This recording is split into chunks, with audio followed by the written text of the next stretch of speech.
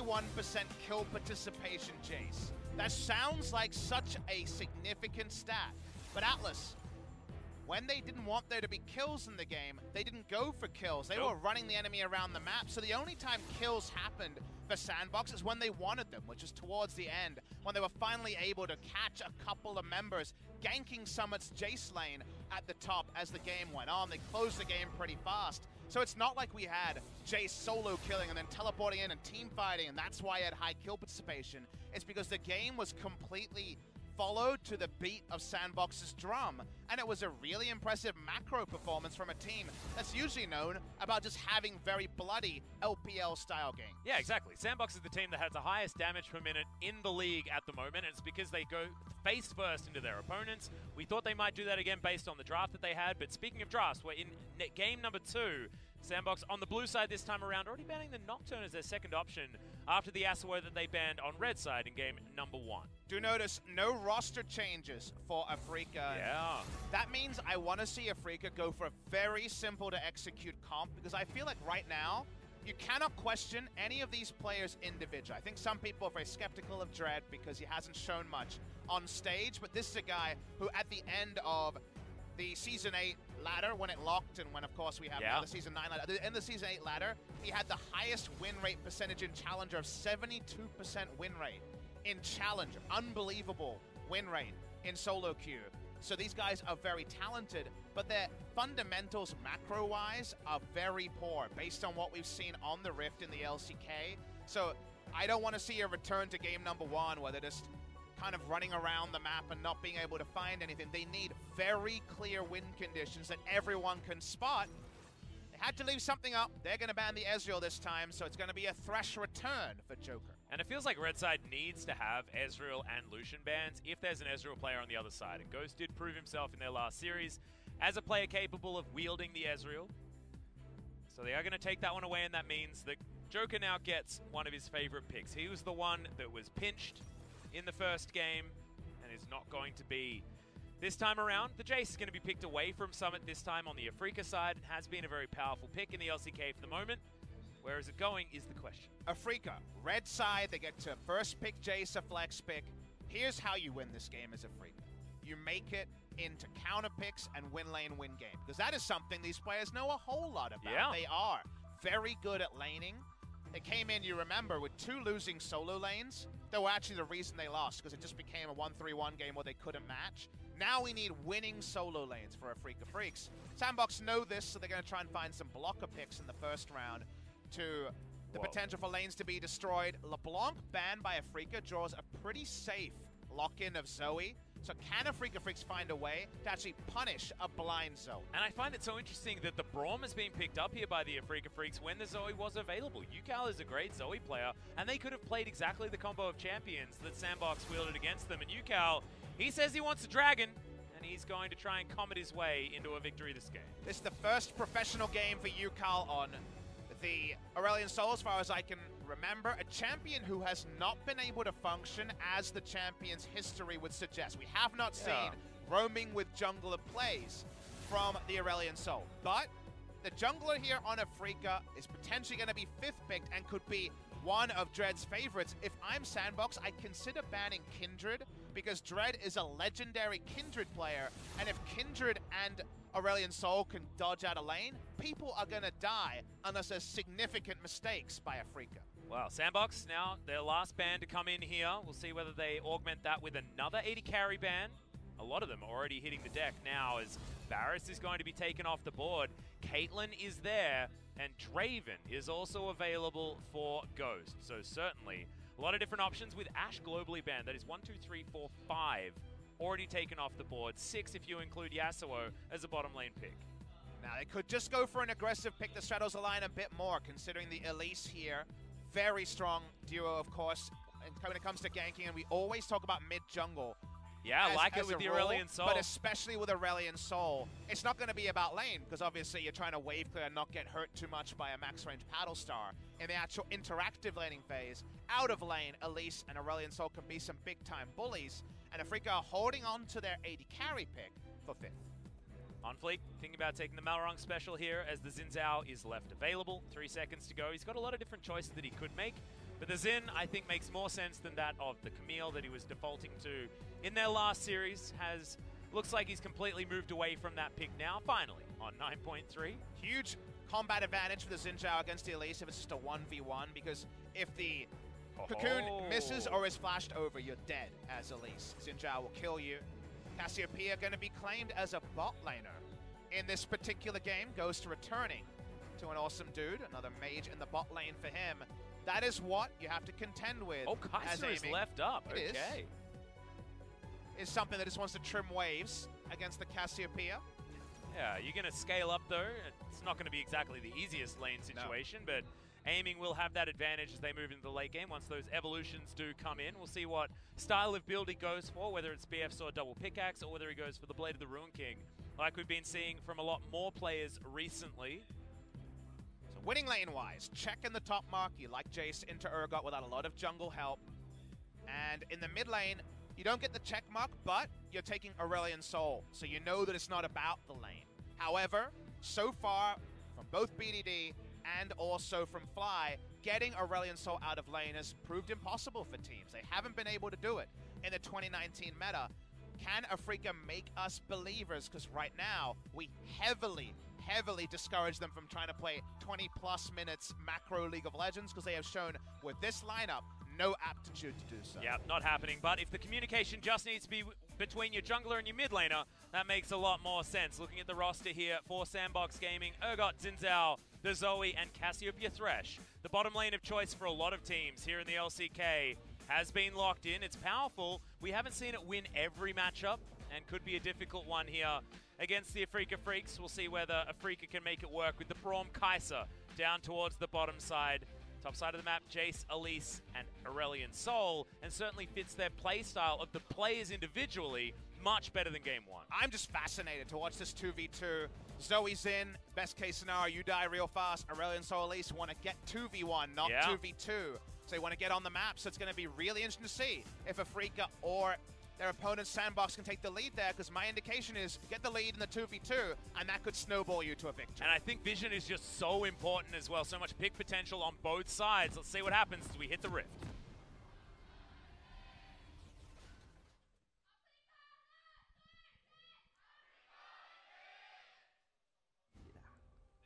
All right, SANDBOX and Afreeca. Afreeca, once again, all grouped together. As SANDBOX just move their way back into their jungle, they will be fine. Understandable that Afreeca is going to invade with the Braum. Braum pretty good at invading, is now aiming, has about nowhere to go. But Ghost is going to respect, don't know whether he necessarily needed to just there. Yeah, for now at least, it's going to be Sweeper start, you'll notice, from On Fleek, trying to get any vision lead you can when Rift Scuttles could be a contention point for an Aurelion Sol, or for the jungle matchup again. In the 1v1, love Zoe into Aurelion Sol in the lane, big outrange, and obviously for come level 9 on one item, you are poking him for a lot of his health. Can't really fit in magic resist outside of the Merc Treads early, Banshee Veil a second or third option in reality. And then Xin Zhao, if he is not cocooned, will kill Elise. Elise very, very squishy, so you can flash over that, you can sidestep it. Lots of like isolated, but this should not be isolation. This should be Yukal and Dread being best friends forever. Exactly. And we mentioned it already. We talk about it a lot with Elise. It's who face checks who. And if you're going to face check her, she's going to kill you. And otherwise, On Fleek will definitely murder you with his Hail of Blades and Xin Zhao. So see how the vision goes for both of these teams. Keep your eye on the minimap to see who's got the most dots of their color, to see who's going to be winning in these early skirmishes. Do notice there was red wards on the top side, so they know Xin Zhao has started bot side. Does Afreeca Freecs? The moment that Elise enters that side of the jungle, there is blue vision there. The only blue ward that's actually spotting a camp is on their own blue buff. So it's going to be largely about On Fleek dodging Elise at the start, and it seems like a trade of blue buffs and vertical jungling to allow the Jace to push up very aggressively and play out the lane like you want to into the Urgot. Yeah, will be a fair trade between the buffs and the Rift Scuttles, though, for both of these junglers, so both of them will be able to get around and do what they want relatively effectively. So we're probably going to see Grumps traded on both sides and Wolf Camps denied on both sides as well, as is the current invasion tactic. avoid those rubber bands to be happening, to be set up for both of your teams. Keen going to try to lane dominate as hard as possible. We already mentioned game number 1. Practice partners for all of 2018 were Keen and Summit on Afreeca Freecs. They were the starting and sub-top laner respectively. Here's Dread, level 3, but very, very difficult to make this gank work against Cleanse Zoe. Yep, means UCal can stand up further forward with his Celestial expansion, and I believe Dove just missed that cannon creep there as well. So Afreeca Freecs are going to get a little bit out of it, even if it's not anything that you can see represented on the scoreboard. Is looking for a dive. Yeah, they're looking on over, and this is what we asked of the Afreeca Freecs. Loving it. This is exactly what they need to do, and here we go. Yep, there's the Comet of Destiny in from UCal, and Afreeca Freecs, they want to try and find this one. Good stun is going to land. They dive on forward, and it's Keen that grabs the kill. Papa Smithy with the clap as Afreeca Freecs finally do what we knew they could do at the beginning of the season. Classic Aurelion Soul, been on the rift for years now, but not seen in the LCK. They get out of the lane, and that was all set up from the communication between mid and jungle. Dread is there to guarantee that UCal can push the mid lane wave so he can roam. That wasn't about a back timing, it was a roam timing. There's no good time to flash, unfortunately, for Summit. Whenever you flash, you're not going to be able to get both the Q from the Aurelion Soul and the Cocoon in that flash. Flash the Cocoon, sorry mate, Q is up, and of course you don't have to channel for as long. They get the kill here, and they continue to deny resources from the Urgot and get turret plates, because that is the ultimate objective you're looking for. Yeah, and they also had the mini wave set up there for the repel to get the Elise out, so everything working here. The Afreeca Freecs as Dread makes his way topside yet again. Baby. Exactly right. Summit needs to book it out of here. No, you don't want to be warding, my friend. He's just going to dive on forward, and that is a very dead Urgot. Purge ain't going to be up, and Keen's going to grab a second kill. Meanwhile, in the mid lane, that's a dead dragon. All right, let's focus on what was on screen before we get the replay. That is actually really bad top laner sense from Summit. Yeah. Jace is tanking the minion wave in a spot where he doesn't need to, which suggests the enemy Elise has to be there. The enemy Elise is there, he dies. And that is exactly the equation he took on. We're going to watch the replay of the mid lane to fully understand this, though. This is UCal going for a ward. Both of the kills are from face checks on Brush, but the UCal one is understandable because he doesn't have any vision around the area, and there's no tell from the enemy mid laner. There's a huge tell that Keen was tanking up the minion wave there, and I think Elise is there 8 out of 10 times at minimum, and every time of those 8 you die. Exactly. And also, I mean, UCal, to his credit, did manage to get 2 flashes for his, as Aurelion Soul does fall, but not going to be punished too much, able to comet his way back forward, and I guess the advantage here for Dove is that he gets a couple of stacks on his Dark Seal. Dread doesn't know.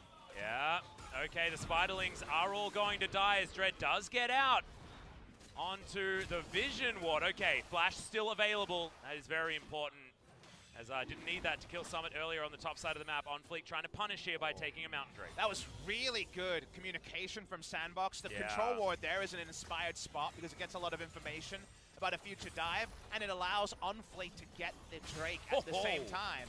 That's the cool thing about it. They get an extra objective Atlas, and they were getting 2-for-1 and 3-for-1 specials in game number 1.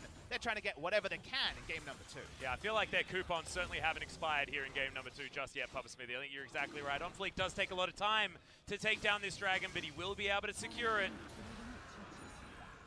And Dove, pretty comfortable here in the mid lane as well. Does have a pretty decent advantage, and with his couple of Dark Seals, as well as his Corrupting Potion, is going to be very comfortable. Elise makes her way top, but they're not going to be able to dive him just yet, especially not without minions around. Beach Ball not going to land there on the UCal, but Dove's just getting his eye in. What they need right now is for Keen to actually spread his lead in a way that Jace can do, but doesn't always, and ward camps. They need to know what's happening at enemy Raptors, a lot more than you might think, because the control ward is ticking for now, and we already know that if we don't know where Xin is, Xin can kill Elise very easily. Yeah. As that's just the nature of the 1v1 matchup. So they actually need a bit of help to actually be able to punish the top side, because otherwise Elise is camping the one control warded brush that the Summit needs to play around. Every other brush is sighted here, and they're getting less out of the Jace lead top side than they should be. Well, right now, Dove's just laning against UCal. You saw Jelly making his move here towards the mid lane, and it's not exactly a similar scenario that we saw in our previous series, which was Deft being left on his own because aiming's getting trashed. In the farm, On Fleek is lying in wait here. Dove has a proto belt. They can get over. All the vision is available for SANDBOX. And a Paddle Star should be able to lock this one down, but Dread decides that he's just going to take that one away for himself. And SANDBOX not wanting to bite off more than they can chew at this stage. What I want fans at home to appreciate is that with those 3 control wards, SANDBOX were the architect of their own decision there. They're against a team that has a huge roam advantage. Damn, Aurelion Sol, right? Yeah. And yet, they can make the choice of, are we fighting or are we not, with full information. Oh. The map hacks there are relevant, Atlas, because they said, no, I don't think we can outplay in this scenario, we'll back away. They didn't just have to dictate. They weren't dictated to. They actually chose to play defensively. Yeah, they did. And what's happened here is Freecs managed to get a 2-level advantage because Dread's been roaming around with his team and trying to camp rushes for these ganks. We've seen this before from Elise's as they've been picked up. I feel like the man who's really been able to control Elise play so far in the LCK has been Clid. His Elise has been fantastic. His balance between when he should farm and when he should sit in brushes has been beautiful. But Freecs is really making Dread look a little bit silly at this stage, being so far ahead. And I want to be right there with you, just proclaiming how good Clid is to high heavens, but I actually think it's more significant and more damning than just what you say. It's SK Telecom T1 that have been able to play around Elise drafts, because when they're making the invades, they're not invading with a 3 control ward disadvantage. They're playing around lane pressure and their vision really smartly to use Elise's deletion and reliable long-range CC to good benefit. Instead, we're seeing Elise invade with a vision disadvantage and kind of get something and kind of not, because Afreeca are skipping steps and allowing SANDBOX a lot more agency around mid lane plays than should be possible, because this trio topside should be getting turret plates and huge CS advantages, and while they've got the CS advantage topside, 1 turret plate topside, there's no more to show, and it should be more after their very inspired early game. Yeah, the most impressive trio topside, though, at the moment, Papa Smithy, is the 3 control wards that SANDBOX have sitting here, just chilling, making sure that Afreeca can't get in or do anything and control this matchup that Summit and Keen have between one another. That's why Summit is actually capable of standing this far up, especially now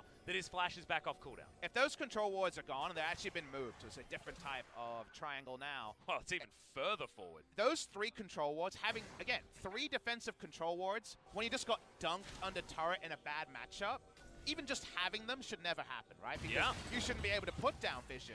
In that scenario, the box goes down bot side, a bit out of context.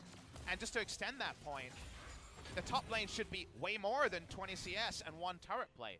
Those control wards aren't there. It's 3 turret plates and even more of a CS lead. So the only reason that Urgot is not just so far down in this game that he's never going to be anything other than an ult is because SANDBOX backed him up with vision. Yeah, and also, I mean, the win condition here is Keen. He gets incredibly far ahead and is the win condition. It's an and after that. That already has to happen. And right now, SANDBOX are playing around it and doing a very good job of mitigating what was a pretty beautiful early roam coming in from UCal. It's just not enough. You can't just get that one advantage and play back like a lot of our old school LCK teams have been doing a lot. Because eventually Elise, who already has given up 5, 6, 7 jungle camps, is going to throw out a cocoon and die randomly, right? That's just how Elise is in the late game.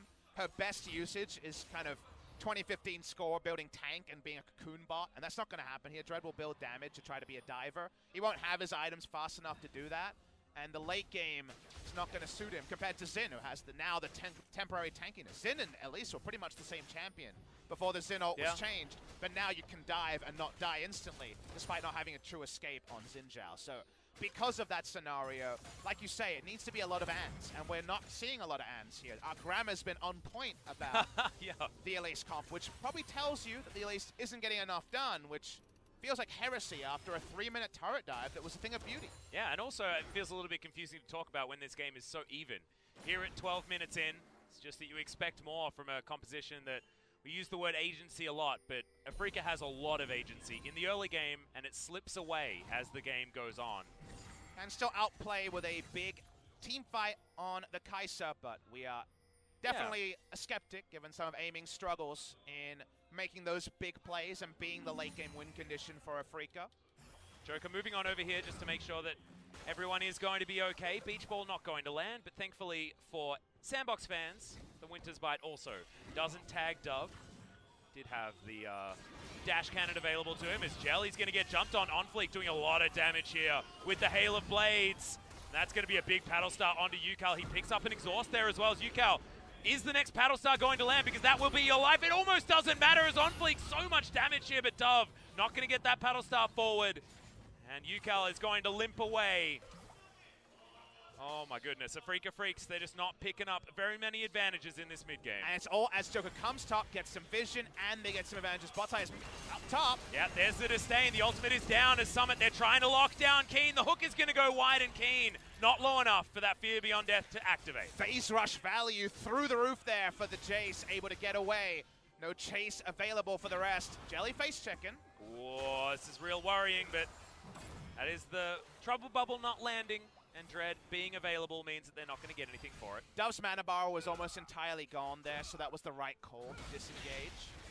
Going to lose out on Scuttle control over the Infernal. Infernal second spawn Drake of the game. They know that Zoe's on a recall timing. They should 100% start the Drake in this scenario, even if right now Ghost has first reaction over Amy. Well, yeah, Ghost is going to be able to move up there, but having the Aurelion Soul here in the pocket, like you say, means that this Drake should definitely go over to the Afreeca Freecs. Certainly a bad news story here for SANDBOX at this stage, but it's fantastic that they've been able to get something done. And if that smite wasn't on point, that hook would have stolen that dragon. I know, and you kind of saw it coming, didn't you? Yeah, you did. Not to happen here. Joker, we're missing Max here in the LCK, and Joker was trying to do his best Max impression. He's stolen with a hook before. Joker's being so bold right now because he knows the enemy wants to full reset, and he's walking into an area where they have double control ward and a huge vision lead and just trying to delay backs so that they can find some map advantages while the enemy's on a reset. Afreeca just got an advantage on a reset by taking the Infernal. The SANDBOX, what you're noticing here that's different to the previous game is that even when Afreeca are strong, they're getting little jabs in. And they're not big punches, but this is kind of like poking at a friend or something when they make a bit of a crude comment. They're trying to stay competitive when Afreeca should be at their strongest so that when SANDBOX steady themselves a little bit and it becomes more about macro vision, they'll actually be in a position to fight back. Yeah, and also when, you know, the Urgot value is going to come in here. He's not just going to get slaughtered in lane by a Jace over and over again, which is what you expect from him. He can jump on forward with his Righteous Glory, things like that, as the Comet Legend is going to come out. The ultimate getting a lot of value here. Out of OnFleek, avoids a lot of those comments as Dread down extremely low. Summit getting the work done, but Dove is the one that finishes it off. Yukal creating beautiful space, and Dove is going to fall down. Keen is going to get the stopwatch out of OnFleek, who walks his way out. The hook lands on the dragon. See ya, buddy. You can take those stars and you can put them back in because the Death Chamber is where you're going, in SANDBOX will push up mid. And SANDBOX get to outnumber because they fell back, got the vision down, and the moment that Afreeca started face checking, they got out-traded there, run around the map in a similar way, but looks different, of course, a bit more explosive in game number 2. Ghost and aiming completely separated. This oh yeah, there's the flash, gets the stun with the petrifying gaze as the killer instinct is going to be there, but aiming, is he going to be able to win this one? Oh, Joker in with the save. The auto attack from the Flay would have been enough, but Keen turns it all around. Corrosive charge not enough, and aiming is going to escape from this one. Summit might be following the same suit, but Keen taking a lot of damage. The knockback there, Jelly's going to turn up, but misses the ult completely. Will save Keen for it, but they're not going to be able to get the kill. Nice smooth moves there. Salvage what could have been a really bad scenario for the side of Afreeca Freecs. Dread smartly going to find an objective at the same time. SANDBOX once again outnumber, but not actually able to take down the enemy where they stand. Yeah, that's exactly what you want to do. Dread is, of course, still squishy, so if Dove gets on over here and lands a choice paddle star with the information that he now has, he will be able to get some work done. Troll ward goes down, vision not there. No jungler to speak of just yet, so that means Shelly will be going over to the Afreeca Freecs this time around. No free lunches, but he should be able to finish someone off. The patience bar is pretty low on both the Afreeca fans and this objective. All right, OnFleek, can he actually get in here? The Flay is going to go back. They do manage to take it down to the Afreeca Freecs, but Dread has to sacrifice himself just to pick it up. And SANDBOX now with another advantage with the amount of people they have on the map. You have to suicide for it there, otherwise you're not getting it, and it's the right call after you wasted all that time taking it down, so you have to go down with the ship if you are the Elise. Remember, this is a 17-minute Rift Herald, not a 12-minute Rift Herald, so it's going to have the preparation. Remember, before we talked about turret plates, meaning you just kind of run into a lane and put down the objective, you actually had to put down forward vision to guarantee the right charge. Is that something Afreeca can do? They've been up and down. Well, at the moment, on Freecs' health bar is just going down. That's a lot of damage there. Is Keen going to dive on forward onto Summit? Can Summit actually offer anything back here? He's wanting to try and find a flash, but he doesn't actually have it off cooldown just yet. Goodbye, Summit. The heal is going to be cycled through, but Keen just going to look for it. Corrosive Charge going to get the slowdown, and meanwhile on the bottom side of the map, there's a lot of damage coming in here. Okay, Dove not going to be able to save his top laner, Afreeca Freecs. No one getting on over there. There's no assists needed, as Dove not going to get stunned from that one, but does use the cleanse regardless. And that's going to be even Shelly joining this parade in the mid lane as Afreeca are finally making some good map calls. You're right, they are. They're finally getting some charges. Not going to finish it off as they're actually, I believe, a flash used there. That was just maybe the ultimate coming through from Unflay. They do lose mid lane turret. Longer map now, plenty of room for Yukal to roam through. These are all good moves for Afreeca, but they're not game breakers. They're just actually putting their draft to some use, not to a gold lead use. They are 1,000 gold behind SANDBOX. Yeah, SANDBOX still actually in the lead when it comes to the gold, but as this game moves forward, you have to feel that things are looking better and better for the Afreeca Freecs if you compare it to their previous performances. Remember, this is second last, potentially, versus second here in the LCK. It's like Griffin versus Jinair, but just not quite as bad, if that makes sense. So this will be a huge win for Afreeca if they're even able to pick up a game, as Ghost so close to getting this solo kill, but aiming, playing it out just about as well as you can, as Ghost wishes he had thrown out at least one auto attack before taking that lantern. There's one single next level there, and that's when Ghost flashes, knowing that you're always going to get a return Void Seeker trade attempted by the enemy Kai'Sa, and that's when he turned around and got the Petrifying Gaze stun. No kills come up. Summit's a level down, of course, had to deal with being dunked in the early laning phase and only had a heal, no flash, so it's all about wasting time here. Does Keen actually not use? He doesn't use, it's interesting. He must not have had cooldown on... Yeah, I think he used a just regular Shock Blast. So didn't have cooldown for the Empowered that would have killed. He just wanted to chase, and of course the movement speed advantage was on the Shrine that was available for the Urgot. Well, now the movement speed advantage is on SANDBOX, as they've been able to take down this Cloud Drake. Earth, Wind, and Fire is going to be the Order of Dragons, and also the order of one of my favorite songs, as SANDBOX take down the blue buff for Dove, and looking to wrestle back some control here of this map. 2 turrets to 1 means that Afreeca should have a global gold advantage, but at the moment, with the farm going very nicely in favor of the bottom lane for SANDBOX, and them getting more turret plates down there, means that SANDBOX do have that slight gold lead. Really, really fun part of the game right now. There's no blowout here. We're seeing the most competitive game of the day by a million miles in this particular one. Things to note, Double Pen just now completed 20 minutes, nothing else. Stiff Breeze and Dread dies to any sort of AoE. The Paddle Star is one-shotting, that's for sure. With the Triforce being slowly cribbed together by Onflake, he does have a huge lead in farm, just outrageous lead. That's 16 camp lead. Dude, he's got a 20 CS lead over his top laner. Yeah, he is really strong, so I think Triforce is going to come in around 23 minutes. That's early for the really jungle. Early. And he's going to be crazy strong. I actually really like this on a Xin Zhao, actually investing a bit of resources into making him relevant. Do notice that it's a control build coming through from Cassio, Rylai's, and also the Ceres. High mana, so you can start Baron from it, and your Baron turn with Miasma and also slowing on your Q&E. As soon as Leandris comes in as well, he's going to cut through the Baron extremely quickly. Trying to make a pick comp that doesn't require a Trouble Bubble in order to get that first pick, so a lot of objective fighting coming from SANDBOX. Here's an ult. Yeah, ult's going to come out from Jelly and does bait the flash in. Out of Summit, so that's once again an Urgot that is susceptible to a lot of ganks and a lot of pressure, depending on where he's going to be positioned on this map. Can't be using him to go any further forward. It might be Joker having to stand around Summit rather than the Cassiopeia at this stage. Ghost is in the mid lane at the moment. IE build was preferred from aiming, and have the ability to do a lot of damage till later to some of the tankier targets here. No Blade the Ruin King for Stain either. Summit feels strong enough to walk up here. We know that Dread and Jelly are joining. Yeah, and we know that they also had to get the hell out of there as the Cocoon is going to land. Box comes up, but it's not enough to actually save Summit. You mentioned the double pen. Damn, this Elise does some big damage. Too greedy walking up there when your flash is down by Summit. Misreads of the map here have been one of the few times he's had some rookie tendencies. Yeah. In his first split, actually playing on the active roster.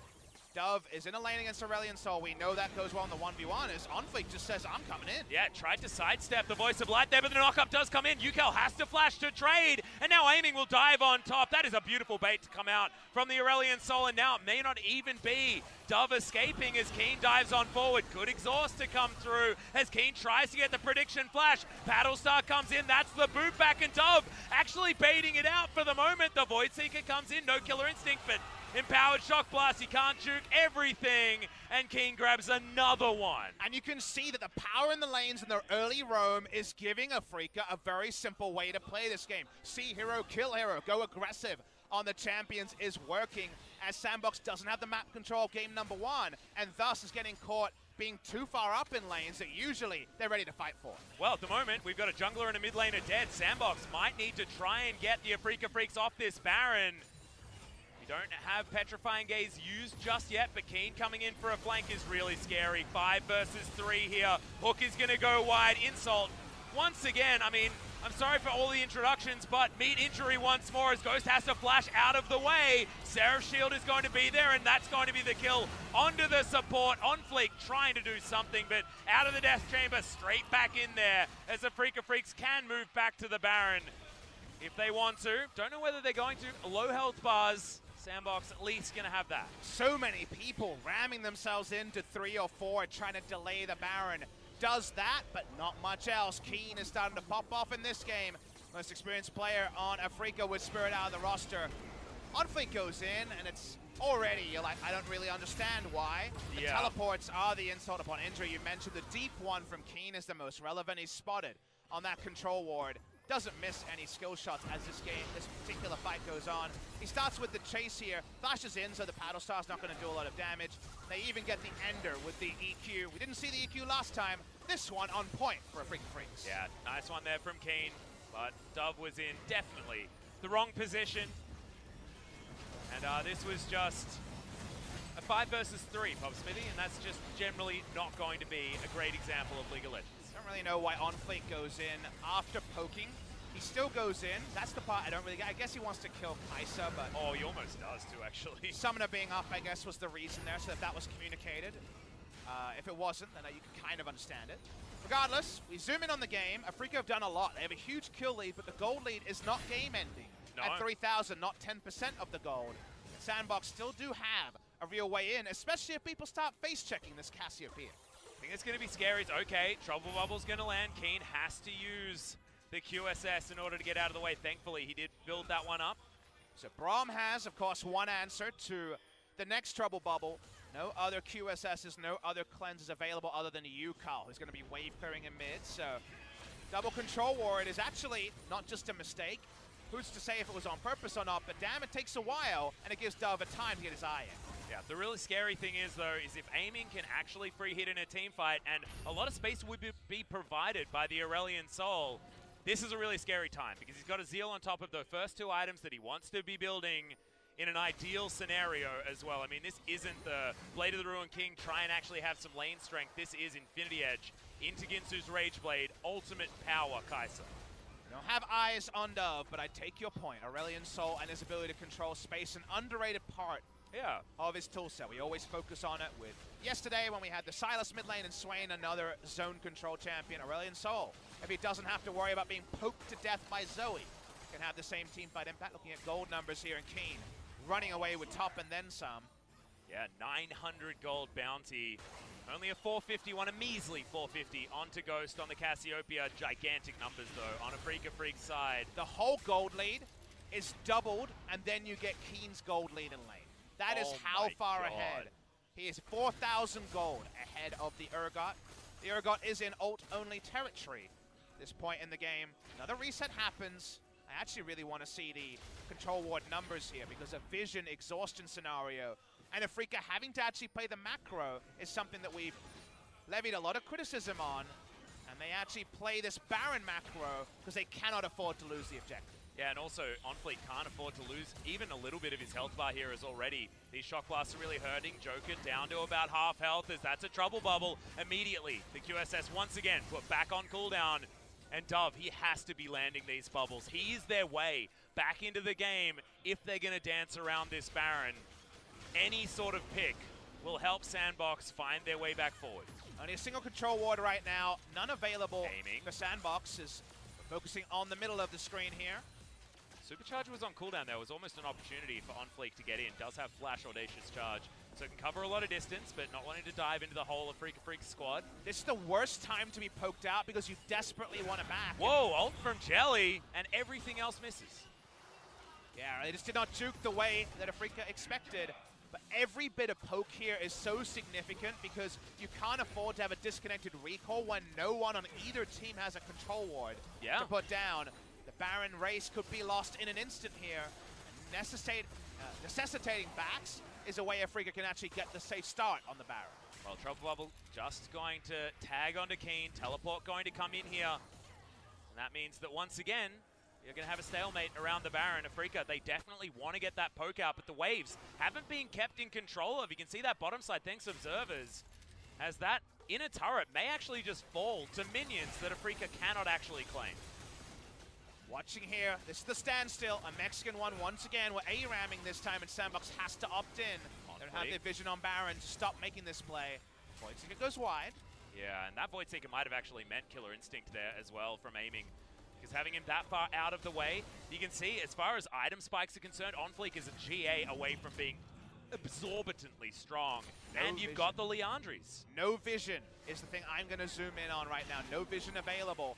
Means that Afreeca gonna lose control around that objective. That means that walking up here is so scary. Dread will die in an instant. Yep, shallow teleport coming in from Keen there as well. As this Baron has been started. This is one of the early SANDBOX Barons, and it's definitely a good thing as Ghost finally going to come in here. Now the Baron is going to take some real damage. Miasma in there. You ain't flashing over that wall. Baron goes over to SANDBOX against the run of play, and now Afreeca trying to catch up. It's a good cocoon to land, but that's a heroic ultimate out from OnFleek to get everyone back, and Ghost is free hitting with the ease, aiming also, trying to free hit in the backline as Ghost is going to be taken down, and Kai'Sa could potentially take over this fight. OnFleek has made his way out. The rest of SANDBOX looking to make their way out as in goes Joker to sacrifice himself, and Dove even picks up the trade kill. They're only able to get 2 down. That was the Baron dance that we knew. 2 for 2 and Baron though. Exactly, and that was the big thing here. It played around the vision exhaustion that we were hyping up.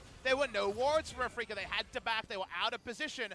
Double smite means that Summit, level 14, actually a lower level than the enemy jungler, I believe. We'll get the confirmation soon. Still gets the double smite in with his jungler. They lose the Baron, Afreeca Freecs, after so much good work around the top side. Yeah, it's just a disaster here for Afreeca, and under 1,000 gold is now the difference. Look at this Miasma going over the wall. No one splashing in. Trouble Bubble. They're in the way as well. And there were 2 smites on the side of SANDBOX, so that's going to help them. 2 smites, and it's the time to swap over, because you don't need the information. Afreeca knows the Baron should be started, but it's about half a second earlier than they expect.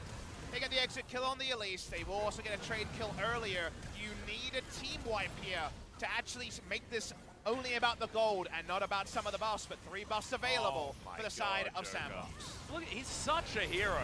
Shen in game number 1, now the Thresh in game number 2. Not afraid to throw his life away if he can help his team in any way.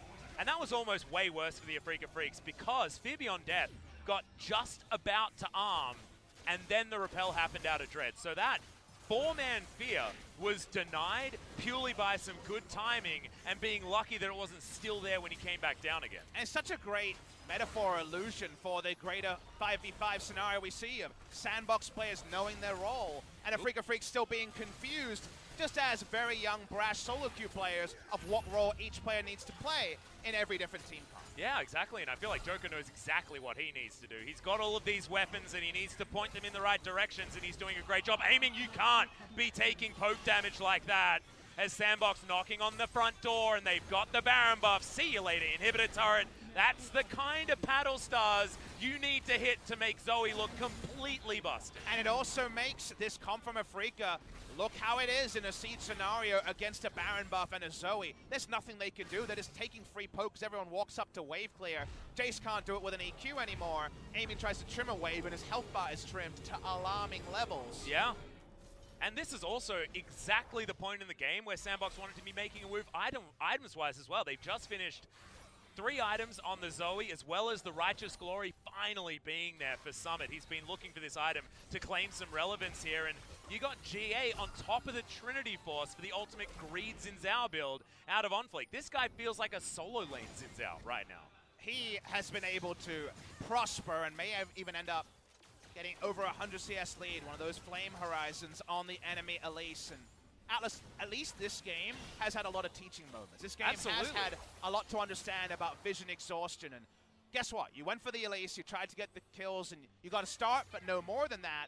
Elise can't Gragas bowl. By that I mean she can't stand behind the pit and contest Baron vision. She just dies in an instant. That was the struggle they had. Speaking of dying in an instant, Kane's a big boy. Yeah, he's going to boot back Summit here as the ultimate gets thrown into the heavens. As does have the perk. Turret shot in there after the disdain, and Summit says, I'm taking you with me. The disdain there actually gets the trade card. I didn't even know that cooldown would back up, but it gets the work done. Oh, good hook comes in. The cleanse is there from UCal, though, and keeps himself alive with the extra tenacity. Inner turret will fall down, however, and without the Jace on the map, man, that would have been so big if Keen had to survive, but now it's a 4v4 on this siege, and it's a dangerous one. Teleport available for Summit, not for Keen. No flank from this Jace. Is going to be coming in here. Base could be broken in another place right now. While they don't have great siege champions, damn do they have great poke damage. That means that a Cassiopeia comp almost pokes down the inhibitor turret at 33 minutes. Jay still 10 seconds from respawn. They're going to back away, though. Not going to take any more risks. Baron, the Elder, the big objectives are on the way. Yeah, just so heroic here from Summit. I'm glad that he gets a bit of a zoom as he walks back out, because that siege on the top side, all of that damage on the top inhibitor turret would not have happened if the Jace was alive, because then 5 versus 4, and nothing going to be happening there. So we're going to have a look at this 1v1 yet again. Keen, of course, way stronger than Summit at this stage. It's a 1-for-1, but as far as I know, there should have been a very significant bounty onto Keen in this fight. Only 3 because he died earlier on and didn't actually have the overflow bounty just yet. I'm focused on the kill score of 8, 2, and 5 after the play, because there's still 1,000 gold bounty on the Kai'Sa. Yeah. The bounties are still big, but like you mentioned, not actually a punishment there. Orchid's going to land onto Jelly. Might be the pickoff, but no. Joker has to be very careful, and Trouble Bubble not going to be acted on here as OnFleek. GA still in hand. Winter's Bite not finding the mark. Where are we at vision-wise? What I need to know. Of course, zooming in on the game, because the pivotal last team fight might happen now. Whoa, Flash Cocoon, but Ghost is immediately going to go into the Zhonya. Summit is now going to try and body block as Dread drops on top of him, and a lot of damage now onto the Elise. Remember, very squishy build coming in. Inside track being taken from the Afreeca Freecs. 2 seconds on the Baron. In a turret trade for Baron might be the call here as they move over to the Elder Drake. 2 dragons apiece for both of these teams. It looks like SANDBOX want to go for the trade. They've started this immediately, and the Elder is in fact going to come in now for the Afreeca Freecs. So can SANDBOX actually play around this and not engage the Elder buff team? This is a really interesting trade to consider because it's multifaceted. The first thing to understand is that SANDBOX's comp sucks at chasing. They're much better when the enemy comes to them, and they had all the vision set up around Baron. You want people to be face-checking over walls, for Paddlestar and the other tools to be used. So actually chasing into Elder is really hard for these 5 champs to pull off.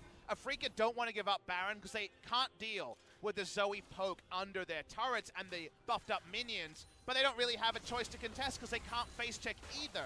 So it actually ends up being as close to 50-50 as you're going to get in this scenario, and yet the right Trouble Bubble and the punishment from SANDBOX can be huge. Yeah, Elder Drake giving you burn damage on your autos and your spells ain't really going to help if you're dead. It's exactly right. His aiming is playing very far forward. They know that they really want to do something with this buff. They can see how powerful they are. It's circulating them with the beautiful little particle effect, but it's just being denied. SANDBOX have cleared out so much vision. They've cleared out all of the minion waves, and Afreeca Freecs now have to use this Elder Drake to farm and wave manage. But I'm so admiring the fact that often when we have any sort of trade of Elder and Baron, there's a very clear winner. To me, given the game state and the champions and everything involved, this is the closest to a 50-50 trade of Elder and Baron that I've seen in a game that I've cast. It's an empowered Infernal, so of course the battle stats there are really important.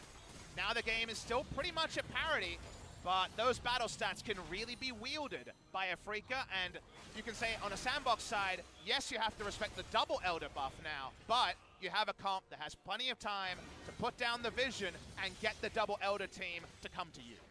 The only sort of counterpoint that I would have is that because it's not the second Elder Drake, you're going to have Baron for a little bit longer. So if SANDBOX can actually time this, they still have a little bit of Baron Siege timing. But I do see what you mean. Afreeca Freecs, they want to be able to fight. They want to be able to start something up. So does SANDBOX, like you mentioned, mill them around for 25 seconds and then have 50 seconds to say, we're doing something, what you're going to do? Now, there's no Baron for them to run over. There's no overlapping buffs here because both teams are wearing one. So it's actually hard to force a fight. But if you're hoping to force a mistake, Afreeca Freecs have made some positional mistakes over the course of the last few series. And right now you've got Afreeca Freecs trying to get down this mid lane, SANDBOX trying not to get routed. They don't want to let Afreeca Freecs have the inside track, as now a minute is on the Baron and there's no Elder Drake available as on Fleek. All right, he's going to get a little bit of a stab there onto Dread, who takes some reasonable damage. Closest to a 0 power play I've seen in a long time as well. Yeah, negative 107. Showing a lot of respect to SANDBOX, understandably. Now's the time to push up a little bit. So just the one more minion wave is the best you're going to get. Summit says, I'd like to get some turret damage if possible, please. Yep, inside track in the enemy jungle means that Joker keeps Summit safe here as well. Keen not going to be able to offer too much. As Shock Blast can hit Joker as a welcome message. That is not the welcome that you want. Standing in front of this last cannon minion. Here's the wave. They're going to get most of the time on this wave, and it seems that the only objective they claim is after the Elder goes away on the inner turret. Yeah, so that is going to mean that the power play does equal, you know, at least positive numbers, but if you think about it, that denies Afreeca Freecs having any sort of Elder Drake power play as well. As Trouble Bubble not going to land. Redemption picked up from Dove as well, but the siege is not with Baron buff minions, so actually Afreeca can walk up and not give up 3 or 4 rounds of Paddle Stars worth of damage. Oh, ow! I don't know. I think aiming has just a homing signal on him. Yeah, I mean, aiming is teaching everybody else how to do the aiming, I guess. I don't know. It's very confusing. Maybe he should rename himself to Catch. Or Magnet. Yeah, one of those. Trouble Bubbles certainly are no trouble for aiming, as we've seen exemplified in previous series. So let's zoom out a bit, because we've been so focused on the vision battles. To understand where the game is at item-wise, as items starting to be stacked up, we're seeing full item build on aiming. Yeah, this Kai'Sa is super big. He has so much farm and has been able to put together 75% crit build and also all the other staples. There is more item spots open on the side of SANDBOX. They can actually have 10 control wards in the infantry right now. But if you look at Afreeca, they're playing a solo queue style. They've got power. They've got amp tomes in the inventory. I'm really a huge hater on amp tome in Elise's inventory. What does that do exactly? Not a control ward. Papa is definitely not one of those. Aiming does sidestep the corrosive charge. They should get some blue trinkets if they're going to have amp tomes, because they can't battle for vision with no inventory space for control wards. Yeah, well, Summit now also, he's basically as battle ready as an Urgot's ever going to be. As Keen, he's going to get exhausted. Good to Stain to come back as another ultimate is going to miss. Summit made the play, but Keen had the QSS. So is going to be able to dodge out of the ultimate this time around. Afreeca can't put down wards. They don't have them in their inventory spots to do so.